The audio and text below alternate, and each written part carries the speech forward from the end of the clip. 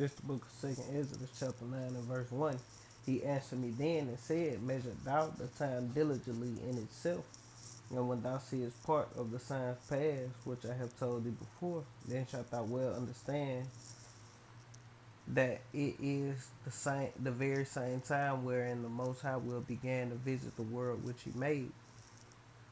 Barakta Yahweh, Barakta Yahweh Shai, Barakta Yahweh, Barakta Yahweh Shai, Barakta Yahweh, Barakta Yahweh Shai, Call Lord Imla Yahweh, Ba'asham Yahweh Shai, Ba'asham Akakadash. Double honors to the apostles and the elders of Great Millstone Rule, where have been a great example to the young brothers in the truth, and peace and blessings to the hopeful elect. This is another edition of Measure Out of Time Diligently, and we're gonna get straight into it. And I'm mainly gonna let this just play through, because ultimately we just gonna play it and not speak. I'm so glad it's out, and I think the world would be a much better place if it doesn't come back on. And the world would be a much better place without social media and all this other crap, man. That's why these women so proud. That's why uh, niggas so proud. That people live in a fantasy world on Facebook and all these different social media, and that's why they changing Facebook and Instagram and all that shit to the metaverse, man. You know, you know, and we know meta. That word meta is the root word for forehead in Greek in Revelation 13, man. Meta. The word forehead before you go into the root word is metapun. Then you go into the root word is meta, man. You know, but these things it's all just a big stage. Esau doing shit, just to fuck with the people, and it's psychological games, man. That Esau playing on, cause hell, you ask me, I don't remember when this shit happened. You know, cause guess what? Those who are in this truth, we ain't paying attention to shit like that. The only thing we gonna realize is when YouTube not working. When the internet go down, because we use it so much to push the word of Yahweh Shem Yahweh Shai. Other than that, we don't give a damn about no damn Facebook and all that old other bullshit. People may have it and whatever, but it ain't important. To people in the world, Facebook and all that shit is very important to them, man. You know, Ted Lasso a couple weeks ago on his show said, I used to think good people went to heaven and bad people went to hell. I found out that we're all both. So I'm not really sure how. And it ain't no such thing as no damn hell, man. Nobody go and burn forever. Everybody, when you die, you go back to the Heavenly Father until and receive your judgment, and you come back on the earth, man. You know. Works out after we die. And the older I get, the more I realize that's the case with corporations and everything. And this is coming in a day after a whistleblower revealed that the company Facebook prioritized profit over public good. I mean, the world as we know it this morning is grinding to a significant halt. It is scary. I've had to put this stuff on my hand. And boy, is that true. The world that you know is grinding to a significant halt. And what they trying to, this current world that we living in, what they trying to do, introduce you into their new world. But ultimately, that shit gonna fail, and the Lord gonna introduce you to His new world, man. You know, they think they gonna implement a new world order, but no, they not. It's gonna be a new world order, but it ain't gonna be the one that they hoping for. Where you in the metaverse buying meta technology, you in the damn metaverse buying mansions. No, I just bought me a private island in the metaverse.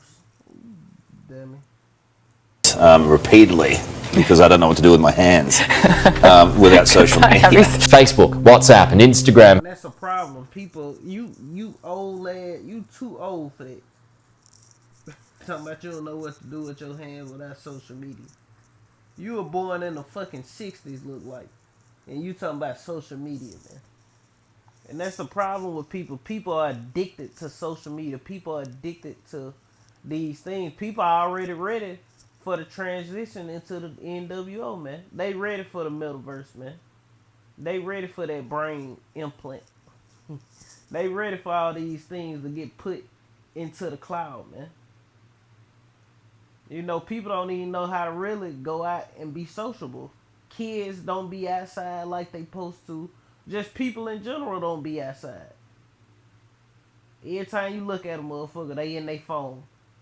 Scrolling on Facebook, you know, Twitter, Instagram, Snapchat. You know, just scrolling on the internet, just web surfing. You know, and we do it as well, but you know, I'm just saying, it's destroying, you know, just the natural way things supposed to be. Like it ain't gonna be no damn Facebook and no iPhone in the kingdom of heaven. You won't sitting on the phone all day. No, we're gonna use the world. The Lord got paradise, and motherfuckers sit on their phone all day. Here it is. You scroll on your phone, all on Facebook, looking at beautiful places in the earth that you know you damn sure can't go to. But I'm just saying, like, the only way you see the earth is through your phone. You know? Damn, it's beautiful over there in Greece. You know, you looking at a damn picture on the phone. You ain't actually over there. You looking at a picture on the phone. Everything you know about the earth, it comes from these devices that's in your hand, man.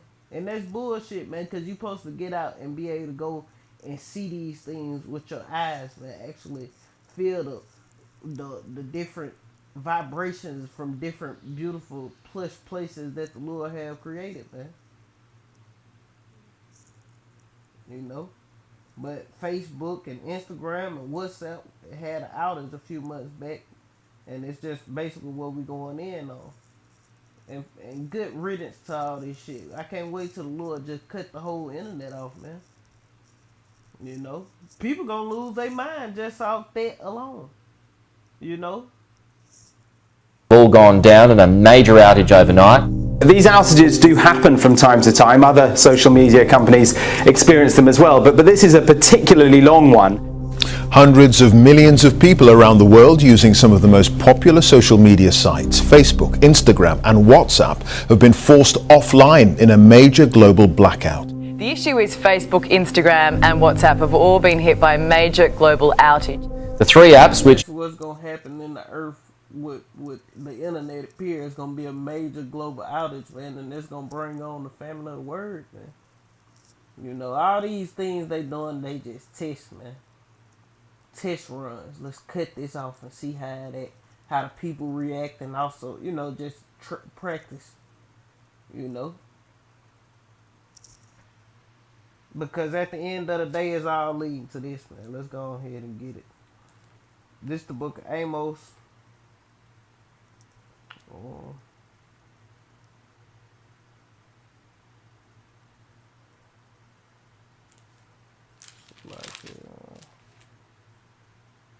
This is the book of Amos, chapter 8, and straight to the point, verse 11. Behold, the days come, saith the Lord God, Yahweh Ba'ashem Yahushua, that I will send a famine in the land, not a famine of bread, nor of thirst of water, but of hearing the words of Yahweh Ba'ashem Yahushua, man. And that's the famine that's coming to the earth, man. You know? And these things are coming because what they talking about, misinformation and different things of that nature. That's, you know, we're going to keep playing. Are all owned by Facebook and run on shared infrastructure, completely stopped working just before 3 o'clock this morning. It's one of the longest outages, already lasting several hours, and Facebook's share price has plummeted by nearly 5%. It's not known what's caused the problems. And there is a somewhat strange coincidence that Facebook is actually in the news today because of a whistleblower here in the United States who has been talking in the past 24 hours in a very embarrassing way for Facebook. Frances Haugen, a former Facebook employee, coming forward publicly for the first time on 60 Minutes. The thing I saw at Facebook over and over again was there were conflicts of interest between what was good for the public and what was good for Facebook. And Facebook over and over again chose to optimize for its own interests, like making more money. But first, a former Facebook employee who leaked thousands of pages of the company's internal research to the Wall Street Journal revealed her identity in a 60 Minutes interview that aired last night. Frances Haugen, a former project manager for Facebook, says her goal has been to help prompt change at the social media giant. When she quit the company in May, she took a trove of private research with her. Haugen says Facebook's own research acknowledges that its platforms are harming the mental state of users, most notably teenagers. Misinformation, angry content is enticing to people and keeps them on. You heard what he said, misinformation and angry content is very enticing to people. You know, they making it like Facebook putting out misinformation and, you know, and what you maybe do, but at the end of the day, anything that's speaking about the truth and going against the agenda, what they gonna call it? Misinformation, conspiracy theory, all this whole dumb shit, man. All this shit just acted out in some whole bunch of bullshit, man. You ask me. The platform. Yes, Facebook has realized that if they change the algorithm to be safer, people will spend less time on the site, they'll click on less ads, they'll make less money. I'm not so sure we're in the gray area here with Facebook. This is they have documents that say their products destroy young girls' life, it gives young girls suicidal ideations, kills young girls. They really undermine American democracy. You wonder, of course, if one company, Facebook, owning multiple major online platforms is a good idea. Facebook is the public square that we inhabit, and you can walk away from that square. I get worried whenever I hear about regulation of content. We say, well, we're going to have to regulate Facebook. Regulating the content that we get. And regulating content mean watering shit down line. Only thing that's on there is shit that is mind fuckery, so to speak. Them controlling the narrative, everything that they want you to see and believe, and that's all you get to see or hear about. Just like the mainstream media, just like the news, all they talk about is what they want you to hear about. They ain't gonna talk about serious matters, man. It's gonna be a whole bunch of bullshit. It's just like a play, a whole bunch of drama, shit about celebrities, and don't nobody give a damn about that. They ain't gonna tell you about the things that are really going on that's gonna really affect you, man. That's misinformation. That's what they don't want you to see. That's why on that one Rockefeller, John D. Rockefeller Jr., or whichever one, that motherfucker, he said they hate that the internet was even created. The internet should have never been created. It's roughly paraphrasing what he said. But it was created, and you devils got to deal with it, man. And you got information going out on all these different social media platforms, and it's hard for them to regulate it and have their hands in what's going out to the people, man.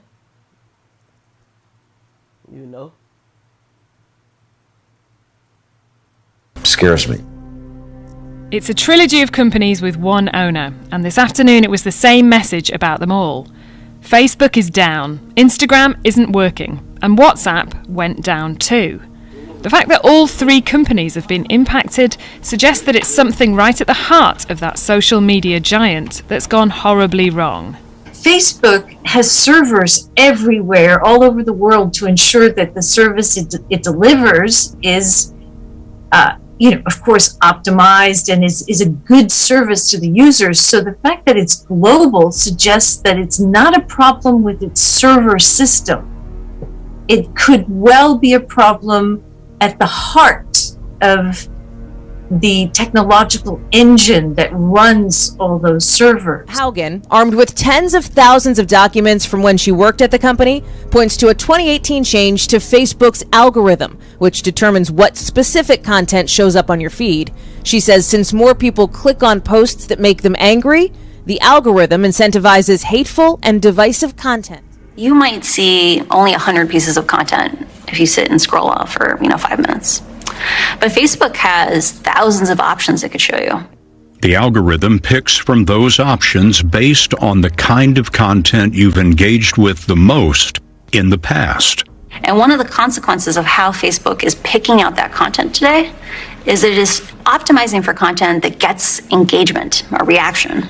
But its own research is showing that content that is hateful, that And that's in itself even. So the algorithms and all these different things, that's them basically running tests on the people, using you as guinea pig, learning people, learning what this particular person like and that person particular like, what make them mad, what make them say. All these different things is, Esau sitting trying to be as he God, man, or setting his AI up to learn every goddamn body and everything, man. To where it know everybody, the different emotions of people, what people want. It's spying on you. This shit spying on us as we speak. As you watch the video, I make the video, your TV spying on you, your phone, it hear you. God forbid you have a fucking Alexa in your house. Or the Google one. All that shit spying on you, man. Listen to your conversation. And it's all going to the cloud. It's all learning different people, man. Learning the people. is divisive, that is polarizing. It's easier to inspire people to anger than it is to other emotions. Misinformation, angry content is enticing to people and keeps them on the platform. Yes. Haugen says Facebook understood the danger to the 2020 election, so it turned on safety systems to reduce misinformation. Too dangerous. But many of those changes, she says, were temporary. And as soon as the election was over, they turned them back off, or they changed the settings back to what they were before to prioritize growth over safety.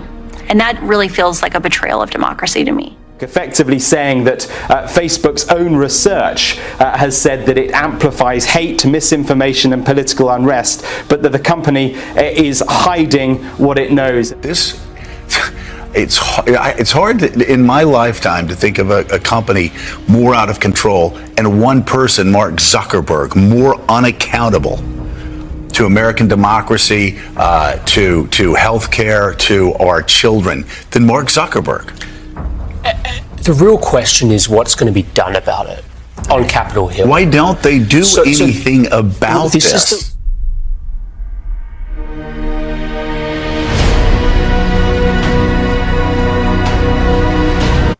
And that's pretty much the point. I'm glad that's over. But Lord willing, this was edifying. Just a whole bunch of bullshit. Esau got motherfucker. That shit don't even matter. You know what I'm saying? It's all just a distraction. They threw that word misinformation up there a lot. And it's all just a whole bunch of bullshit. Because they eventually gonna cut the internet off, period. Because there's a lot of truth being put up on Facebook and Instagram and TikTok and all these different social media platforms, and they trying to get it all under control,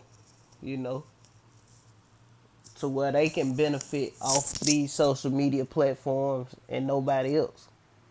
They can push out false information, the real misinformation, and distractions, and entertain you and keep your eyes away from what they doing in the background, man.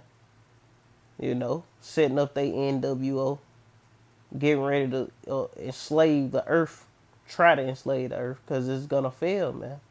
But that's pretty much the point, Lord, when this edifying. But I want to end it giving all honor and glory to Yahweh by Hashem, Yahweh Shai by Hashem, Kakadash, double honors to the apostles and the elders, a great millstone, rule well. Men, great example to the young brothers in the truth. Peace and blessings to the hopeful elect. Shalom. Kwam Yasha Allah, Shalom.